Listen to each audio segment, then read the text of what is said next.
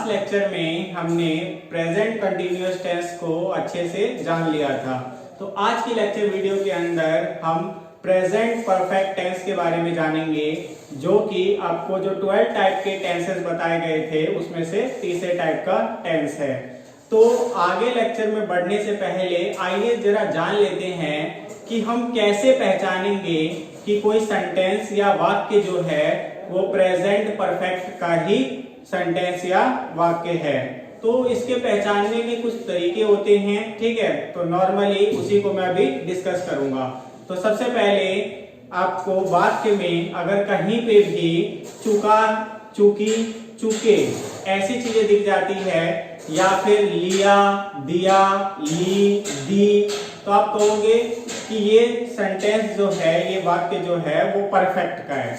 और इसी के साथ अगर है, हूं, हो भी लगा हुआ दिख रहा है तो कह देना प्रेजेंट परफेक्ट है। यानी दो बातें हिंदी वाक्य में अगर प्रेजेंट परफेक्ट समझना है तो पहला चुका, चुकी, चुके। अगर चुका, चुकी, चुके नहीं होगा तो लिया, दिया, किया, ली, दी, की ऐसी चीजें आ रही होंगी। और दूसरा है, हूं, हो। तो है, हूं, हो बता देगा आपको प्रेजेंट के बारे में। चुका, चुकी, चुके, लिया, दिया, किया, ली, दी, की ये बता देगा परफेक्ट के बारे में। दोनों जिन वाक्यों के अंदर आपको दिख जाए तो समझ जाना कि वो प्रेजेंट परफेक्ट टेंस का हिंदी वाक्य है। और जहां तक रही इंग्लिश की बात, तो इंग्लिश में बहुत आसानी से पहचानना, हैज, हैव अगर सेंटेंस में दिख रहा है तो समझ जाना कि ये प्रेजेंट का टेंस है। और साथ में अगर वर्ब की थर्ड फॉर्म दिख जाए, जैसे एग्जांपल के लिए कि गो ना दिखे, गॉन दिखे, go went gone third form होता है। ऐसे सिंग ना दिखे, संग दिखे, सिंग सैंग संग। तो इस हिसाब से अगर वर्ब की थर्ड फॉर्म दिख रही है तो परफेक्ट, और हैज, हैव भी साथ में दिख रहा है तो प्रेजेंट। तो दोनों चीज जिसमें दिखे हैज, हैव और वर्ब की थर्ड फॉर्म, तो समझ जाना कि वो परफेक्ट का टेंस है। तो आइए इसे जानते हैं थोड़ा और डिटेल में। तो हिंदी में जानने का तरीका है कि सबसे पहले चुका, वाक्य में चुका, चुकी, चुके, ठीक है। इसके अलावा लिया, दिया, किया, ली, दी, की आदि ऐसी चीजें अगर दिख जाए, यानी वाक्य में चुका, चुकी, चुके, लिया, दिया, किया, ली, दी, की ऐसे शब्द दिख जाए, ठीक है। और साथ के साथ जो है वाक्य का अंत है, हूं, हो से हो रहा हो, तो समझ जाना कि ये जो है, हूं, तो प्रेजेंट को बता देगा कि प्रेजेंट टेंस है। और ये जो चुका, चुकी, चुके हैं ये परफेक्ट को बता देगा, परफेक्ट, ठीक है। तो इस ढंग से हम पहचान जाएंगे कि वो प्रेजेंट परफेक्ट टेंस का वाक्य है। और यहाँ पे अगर कुछ उदाहरण दूं तो उदाहरण आप ऐसे जान लेना कि मैं खाना खा चुका हूं, नौकर ने घर साफ कर लिया है। जैसे ऐसे भी कह सकता था, नौकर घर साफ कर चुका है, ठीक है।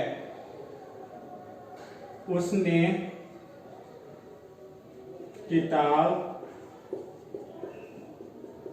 दे दी है, ठीक है। जब वह किताब दे चुका है ये भी कह सकता था। तो कहने का मतलब ये है कि चुका है, लिया, दी, ठीक है। तो ऐसे जब वाक्य में शब्द आए तो समझ जाना परफेक्ट है। और यहाँ पे है, हूं जैसी चीजें अंत में दिख जाए तो समझ जाना कि प्रेजेंट है, ठीक है। तो ये था हिंदी में पहचानने का तरीका। अब इंग्लिश में कैसे पहचानोगे कि कोई सेंटेंस जो है वो आपको प्रेजेंट परफेक्ट का ही है, तो उसे जानने के लिए हमें जो है हैज, हैव तो हैज हैव दिख रहा होगा कहीं सेंटेंस के अंदर, जो कि प्रेजेंट को बता रहा होगा, ठीक है। हैड होता है तो पास्ट को दिखाता, हैज हैव है तो प्रेजेंट। और वर्ब की थर्ड फॉर्म, टोटल मिला के 4 टाइप के टेंसेस होते हैं on the state of action. मैंने याद होगा आपको बताया था पहली क्लास में, कौन सा? Indefinite, continuous, perfect, perfect continuous. लेकिन वर्ब की थर्ड फॉर्म जो होती है वो सिर्फ परफेक्ट में आती है। तो परफेक्ट की पहचान है वर्ब की थर्ड फॉर्म। तो अगर आपको सेंटेंस में वर्ब की थर्ड फॉर्म दिखे तो परफेक्ट समझ लो, हैज हैव भी है तो प्रेजेंट परफेक्ट है। इसके जगह पे हैड होता तो वो पास्ट परफेक्ट होता, अगर विल हैज हैव होता तो वो फ्यूचर परफेक्ट होता, ठीक है। लेकिन वर्ब की थर्ड फॉर्म परफेक्ट और हैज हैव प्रेजेंट, ठीक है। एग्जांपल यहां पे थोड़े से बता देता हूं। तो एग्जांपल में आप ऐसे कर सकते हो, I have done my work, मैंने अपना काम कर लिया है या मैं अपना काम कर चुका हूं। ऐसे ही हैज ईटन फूड, उसने खाना खा लिया है। तो यहां पे देखो ईटन है, डू का डू, आगे डिड, डन, थर्ड फॉर्म। तो ये बता रहा है कहीं ना कहीं किसको? परफेक्ट को। और हैज हैव जो बता रहा है वो प्रेजेंट को, ठीक है। तो यहाँ पे जो है पहचानना समझ गए, हिंदी में चुका, चुकी, चुके और साथ में है, हूं, हो के साथ आप पहचान लोगे कि वो प्रेजेंट परफेक्ट है। और इंग्लिश में हैज हैव के साथ जो है आप देख लोगे वर्ब की थर्ड फॉर्म, तो प्रेजेंट परफेक्ट समझ लोगे। और कोई पूछे परफेक्ट का मतलब क्या है? जिसमें आपको क्या है कि एक्शन कंप्लीशन का सेंस मिल जाए, एक्शन कंप्लीशन का सेंस मिल जाए। अब आप कहोगे एक्शन कंप्लीशन का सेंस मतलब कि पता चल जा रहा हो कि काम जो है वो खत्म हो गया है। जैसे यहाँ पे पता चल रहा है कि मैं खाना खा चुका हूं। तो यहाँ पे मैं खाना खा चुका हूं, तो आपको सुन के ही पता चल रहा है कि जो काम मैं कर रहा था वो अभी आते आते जिस मोमेंट में मैं बोल रहा हूं उस मोमेंट तक वो काम फिनिश हो चुका है, ठीक है। तो इसमें एक्शन कंप्लीशन का सेंस मिलता है। कंटिन्यूअस में कंटिन्यू कोई काम चल रहा था उसका सेंस मिल रहा था, और इनडेफिनिट में तो सेंस ही नहीं मिलता कब शुरू हुआ था और कब खत्म होगा, क्योंकि मैं खाता हूं, मैं जाता हूं, इसमें कहां आपको सेंस मिल रहा है। तो ये आपको पहचानना है, इसको नोट डाउन करो। उसके बाद आगे जो है हिंदी और इंग्लिश दोनों सेंटेंसेस जो प्रेजेंट परफेक्ट के होंगे उसे पहचानना सीख लिया। अब आगे जानते हैं ट्रांसलेशन कैसे होंगे प्रेजेंट परफेक्ट टेंस के सेंटेंसेस के हिंदी से इंग्लिश में। लेकिन उसे करने से पहले थोड़ा सा जान लेते हैं कि कुछ मेन चीजें जो हमें हर सेंटेंस को ट्रांसलेट करते वक्त यूज में लानी ही है।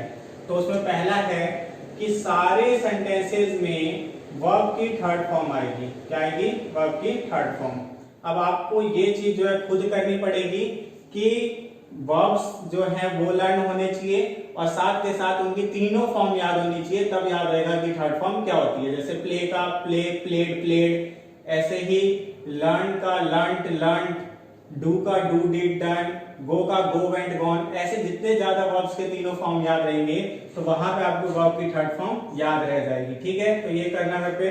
तो हर सेंटेंस में वर्ब की थर्ड फॉर्म आएगी और हैज कहां पे यूज होगा और हैव कहां पे यूज होगा वो यही बता देता हूं, फिर बार बार जो है रूल में ये नहीं सीखेंगे। तो हैज जो है वो किनके साथ? सिंगुलर वर्ड के साथ, ही के साथ, शी के साथ, इट के साथ और किसी के नाम के साथ।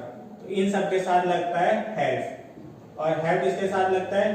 प्लूरल वर्ड के साथ यानी बहुवचन के साथ, बी के साथ, दे के साथ, आई के साथ, यू के साथ, ठीक है। तो इन सब के साथ जो लगता है वो हैव। तो आप सीधे समझ लो जो डज जिनके साथ लगाते थे ना, तो डज वालों के साथ जो है जो सब्जेक्ट होंगे, यानी यहाँ पे क्लियर ये रहनी चाहिए कि जब सब्जेक्ट जो है वो सिंगुलर वर्ड होंगे, ही होगा, शी होगा, इट होगा, नेम होगा, तो हैज लगाना। जब सब्जेक्ट प्लूरल वर्ड होगा, बी होगा, दे होगा, आई होगा, यू होगा, तो हैव लगाना, ठीक है। तो याद होगा सब्जेक्ट जब ये सारे होते थे तो आप डज लगाते थे, तो डज की जगह पे हैज, और जब सब्जेक्ट ये होते थे तो आप डू लगाते थे, तो उसके जगह पे हैव। तो हैज हैव यूज होते हैं इसमें, ठीक है, याद रहेगा। अब आते हैं एफर्मेटिव सेंटेंसेस के सेंटेंसेस को ट्रांसलेट करना, ठीक है, कैसे करेंगे। तो यहाँ पे याद रहना चाहिए रूल। सबसे पहले क्या चीज याद रहनी चाहिए? रूल। तो रूल में आपको ये याद रहना चाहिए, पहला रूल कि वर्ब की थर्ड फॉर्म आती है। ठीक है, वर्ब की थर्ड फॉर्म आती है। दूसरी चीज जो है वो हैज हैव यूज होता है, हैज हैव यूज होता है। ठीक है, और वो भी कब होता है? आफ्टर सब्जेक्ट, यानी सब्जेक्ट के बाद। याद है? याद रहेगा? ये दो चीजें बस आपको याद रखनी थी। बाकी जो है फॉर्मेट याद रखना है। फॉर्मेट क्या होता है इसका? बहुत आसान है फॉर्मेट। सबसे पहले सब्जेक्ट आएगा, फिर हैज या हैव में से एक चीज आएगा, और ये किसको देख के आएगा? सब्जेक्ट को देख के आएगा। फिर वर्ब की थर्ड फॉर्म आएगी, फिर प्रीपोजिशन है तो प्रीपोजिशन आएगा कोई, नहीं तो ऑब्जेक्ट, और सेंटेंस खत्म। ठीक है, तो यहाँ पे याद रहेगा सब्जेक्ट प्लस हैज हैव में से एक चीज सब्जेक्ट को देख के, वर्ब की थर्ड फॉर्म, प्रीपोजिशन, ऑब्जेक्ट, ये फॉर्मेट है। अब आइए कुछ एग्जांपल्स देखते हैं, उससे और अच्छा समझ आ जाएगा। जैसे यहाँ पे जो हम ले लेते हैं कि वह गाना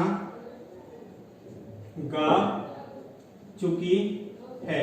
ठीक है, तो मैंने आपको कहा था है, हूं, हो आ रहा हो, चुकी आ रहा हो तो प्रेजेंट परफेक्ट का टेंस होता है। तो ये प्रेजेंट परफेक्ट का हिंदी सेंटेंस है। अब इसको ट्रांसलेट करना है तो सबसे पहले सब्जेक्ट लिखना है। सब्जेक्ट क्या है? वह, और यहाँ पे चुकी है, चुका नहीं है तो यानी लड़की है। लड़की के लिए वह का क्या होता है? शी। उसके बाद शी के बाद हैज में से एक चीज लगाना है, तो हैज आएगा कि हैव आएगा, और सब्जेक्ट को देख के होता है, और सब्जेक्ट है शी, और शी के साथ क्या चीज है? हैज। तो शी हैज। उसके बाद मैंने कहा कि वर्ब की थर्ड फॉर्म आएगी। यहाँ वर्ब क्या है? गाना। अब गाना की थर्ड फॉर्म यानी इंग्लिश क्या होती है पहले गाना की? सिंग, और सिंग का थर्ड फॉर्म क्या होगा? सिंग, सैंग, संग, संग होता है। तो हैज संग, और गाना क्या गाती है? गाना, ए सॉन्ग। ठीक है, तो यहाँ पे था कि वह गाना गा चुकी है, तो शी हैज संग ए सॉन्ग, यानी वह गाना गा चुकी है। इसके बाद हम और भी सेंटेंस ले सकते हैं, जैसे कि हम रामायण देख चुके हैं। तो यहाँ पे वी, तो अभी हम के लिए क्या होता है? सब्जेक्ट वी, और वी के साथ क्या आता है? हैव, और टीवी पे देखा है तो वॉच, फर्स्ट फॉर्म हो गई, और इसमें लगा दो ED, third form, watch, watched, watch. We have watched the Ramayana. कोई ऐसी चीज है स्पेशल तो उसके लिए द लगाएंगे, द रामायण। ठीक है, रामायण, और ए लगा देते हैं इसमें। ठीक है, कोई भी ऐसा वर्ड होता है तो रामायण, तो we have watched the Ramayana. तो ये हो गए इसके कुछ एग्जांपल्स। ठीक है, तो इससे समझ आ गया कैसे करना है। सब्जेक्ट सबसे पहले लिखो, हैज हैव में से एक चीज सब्जेक्ट को देख के लगाओ, वर्ब की थर्ड फॉर्म कर दो, प्रीपोजिशन आए तो ठीक है, प्रीपोजिशन लगा दो, नहीं तो सीधा ऑब्जेक्ट। तो ऑब्जेक्ट यहाँ पे था सॉन्ग, और यहाँ पे था रामायण। ठीक है, तो ये याद रहेगा, पढ़ते रामायण है। तो ये चीज हो गई। अब आते हैं नेगेटिव पे। नेगेटिव में आपको पता है हिंदी में नहीं दिख जाएगा और इंग्लिश में नॉट दिख जाएगा, बाकी सारा रूल ऐसा ही रहेगा। तो यहाँ पे रूल में कुछ खास सीखना नहीं है। तो रूल में आप क्या कर सकते हो? सबसे पहले तो वही वर्ब की थर्ड फॉर्म आएगी ही। ठीक है, पहला। और दूसरा है कि हैज हैव आएगा ही, हैज हैव। ठीक है, ये आएगा ही। और तीसरा कि नॉट आएगा। अब बात आती है कि नॉट कहां पे आएगा, तो after has have, after has have, यानी हैज हैव के बाद आएगा। किसके बाद आएगा? हैज हैव के बाद आएगा। तो ये भी क्लियर है। तो यहां पर हमने क्या जाना कि जो नॉट है वो हैज हैव के बाद हम लगाएंगे। तो नॉर्मली अब हम क्या करेंगे? हैज नॉट या हैव नॉट लगाएंगे। ठीक है, तो याद रहना चाहिए इन दोनों में से एक चीज अब हम लगाएंगे सेंटेंस में। ठीक है, अब फॉर्मेट सेम ही रहेगा जो अफर्मेटिव का था, बस जो चीज चेंज होगी वो ये कि नॉट आ जाएगा बीच में। तो सबसे पहले सब्जेक्ट, फिर हैज हैव, प्लस इसके बाद नॉट आ जाएगा, प्लस वर्ब की third form, plus preposition, plus object और सेंटेंस खत्म। तो subject have plus not plus verb की थर्ड फॉर्म प्रीपोजिशन ऑब्जेक्ट। अब यहाँ पे बस एक नॉट चेंज हुआ अफर्मेटिव से, बाकी सब सेम है। तो एग्जाम्पल कुछ देखते हैं। तो यहाँ पे एग्जाम्पल ले सकते हैं, जैसे मैं एक एग्जाम्पल ले रहा हूं कि तुमने किताब नहीं पढ़ी है। तुमने किताब नहीं पढ़ी है। मैंने मान लो अपने दोस्त को कोई किताब दी थी और उसने किताब अभी तक नहीं पढ़ी, तो मैं उसे कह रहा हूं तुमने किताब नहीं पढ़ी है। तो यहाँ पे ई से अंत हो रहा है। तो यहाँ पे एक चीज और याद रखना कि ली दी की हमने की थी, लिया दिया किया था, चुका चुकी चुकेगा था। और पहचानने में एक चीज और याद रख लेना कि क्रिया का अंत अगर ए, ठीक है, ई आ से हो रहा हो, ए ई आ से हो रहा हो, तब भी वो प्रेजेंट परफेक्ट का टेंस होता है। तो इसमें बड़ी ई लग रही है तो क्रिया का अंत बड़ी ई से हो रहा है, तो यहाँ पे भी प्रेजेंट परफेक्ट का टेंस। इसे ये भी कह सकता था कि तुम किताब नहीं पढ़ चुके हो, लेकिन वो थोड़ा अजीब लगता है, तो इसीलिए तुमने किताब नहीं पढ़ी है। तो इसका क्या हो जाएगा कि यू हैव, यू के साथ क्या आता है, हैव आता है। यू हैव, इसके बाद मैंने कहा था नॉट आएगा, यू हैव नॉट। और रीड का तीनों फॉर्म लिखते READ ही हैं, लेकिन पढ़ते हैं रीड रेड। तो यहाँ पे मैं रेड ही लिखूंगा, ठीक है। READ पढ़ने में आपको लग रहा होगा स्पेलिंग सेम ही है, रीड की भी होती है, लेकिन थर्ड फॉर्म के लिए रेड पढ़ते हैं, रीड रेड। तो यू हैव नॉट रीड या कह दो red, you have not red book, ठीक है। तो ये हो गया। एक और सेंटेंस हम ले सकते हैं कोई भी। तो यहां पे ले लो राधा,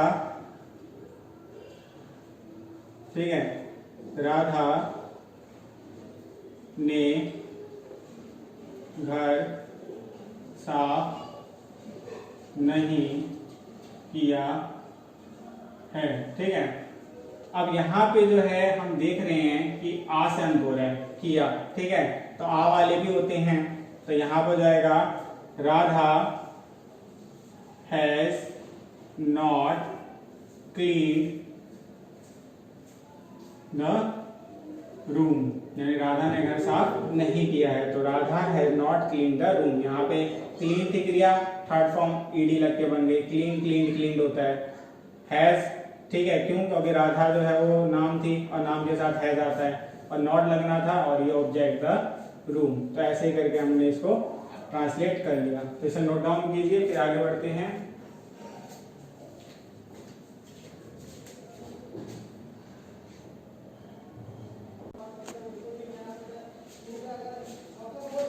अब समझते हैं इंटेरोगेटिव और इंटेरोगेटिव नेगेटिव सेंटेंसेस को कैसे हिंदी से इंग्लिश में ट्रांसलेट करेंगे। तो इंटेरोगेटिव मैंने आपको पहले बता दिया है, क्वेश्चन मार्क से अंत होते हैं, ठीक है, और क्वेश्चंस पूछे जाते हैं, ऐसे सेंटेंसेस को इंटेरोगेटिव कहते हैं। अब हमें पता है कि इंटेरोगेटिव जो है वो दो तरीके के होंगे, हमने प्रेजेंट इंडेफिनिट में भी जाना और प्रेजेंट कंटिन्यूअस में भी जाना। कौन से, एक जिसमें यस नो में आंसर दे सकते हो आप, एक जिसमें सेंटेंस में देना पड़ता है।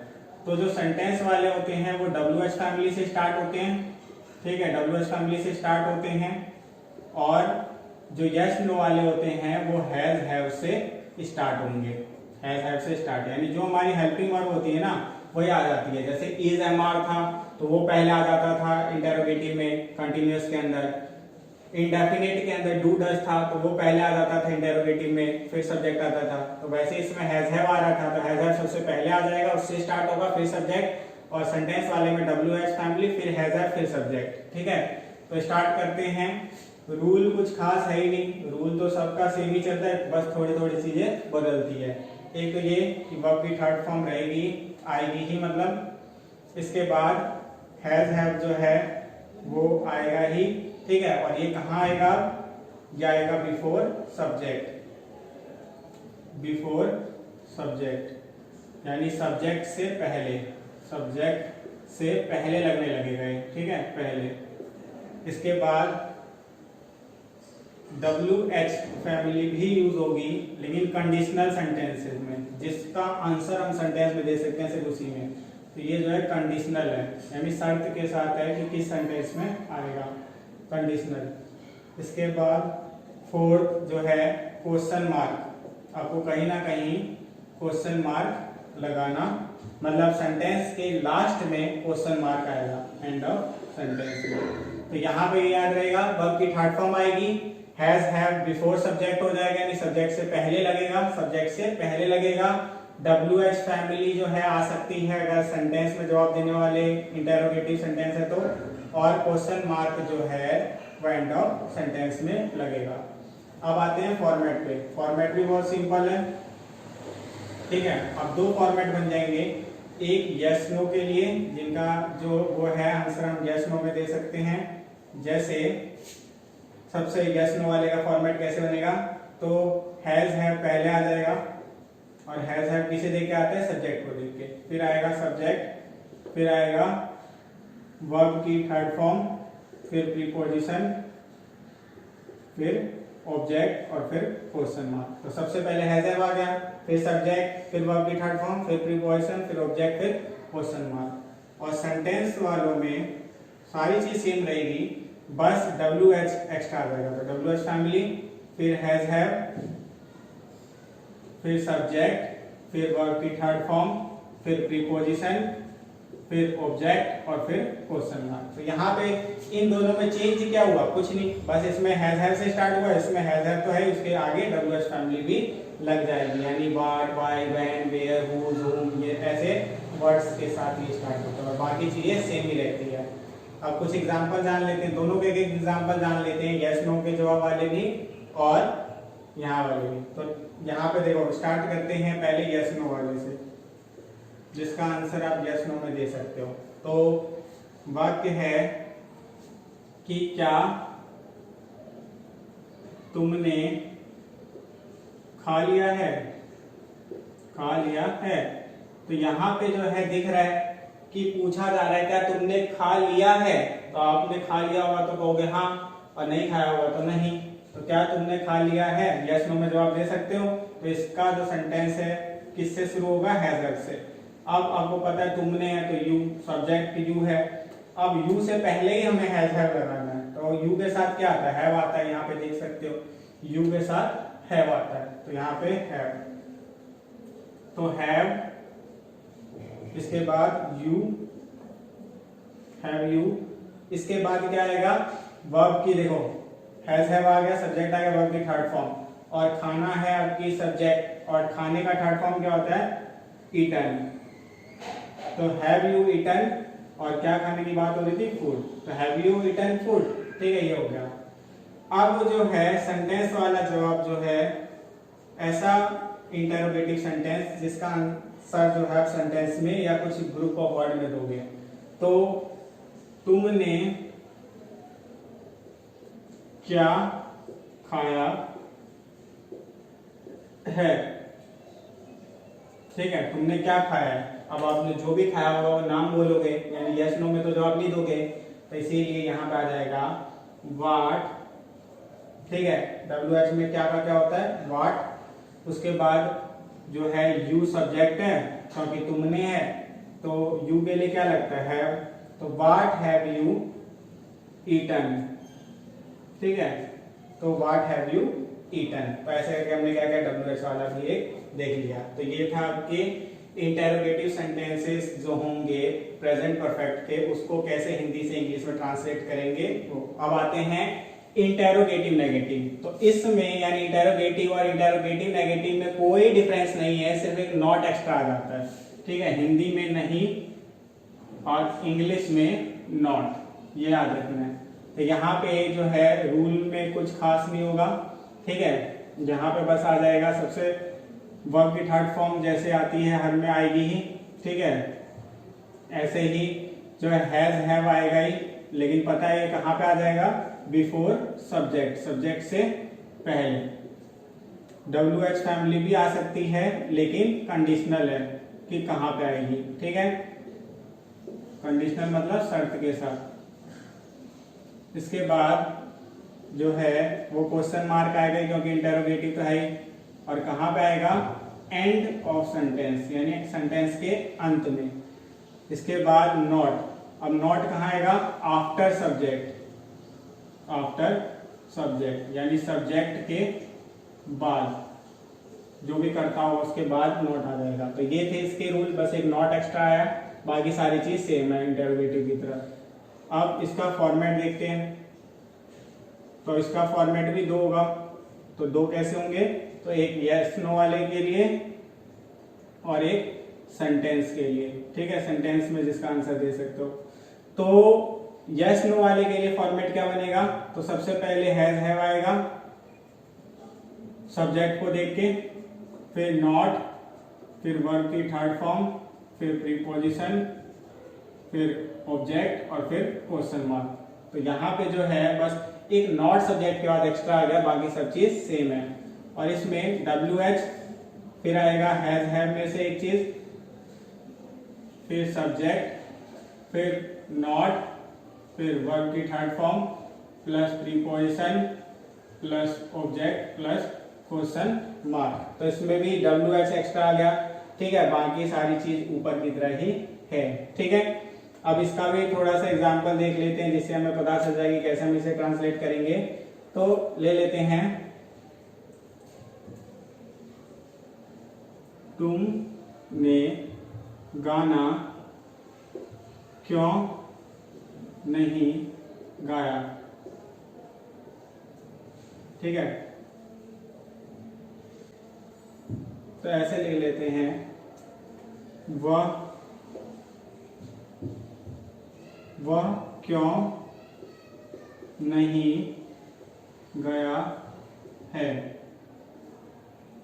वह गांव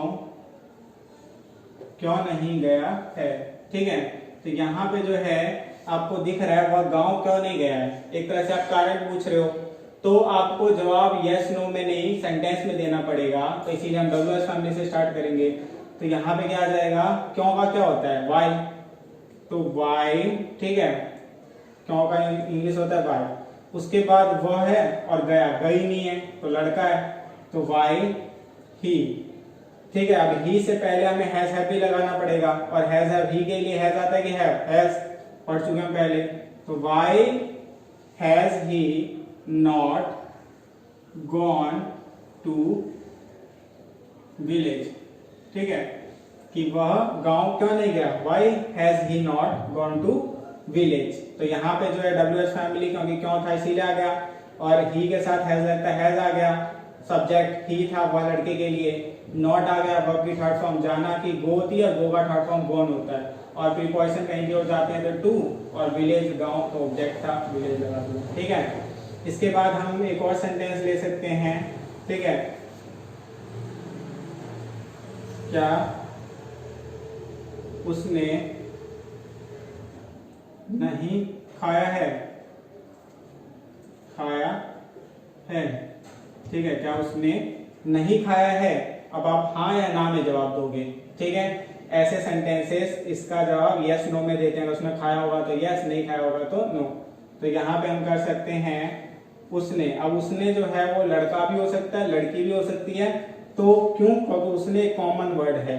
ठीक है, तो देख के तो आप बता दोगे कि लड़का लड़की, लेकिन ऐसे सेंटेंसेस में नहीं पता चलता, तो आप दोनों लगा देना। तो यहाँ पे has he she not eaten. तो क्या उसने नहीं खाया है? तो हैज ही और शी नॉट ईटन। तो यहाँ पे यस नो वाला था, तो हमने क्या किया कि हैज से शुरू कर दिया। तो ये थी आपकी ट्रांसलेशन प्रेजेंट परफेक्ट टेंस के सेंटेंसेस की हिंदी से इंग्लिश में। ठीक है, होप आपको समझ आ गया होगा। और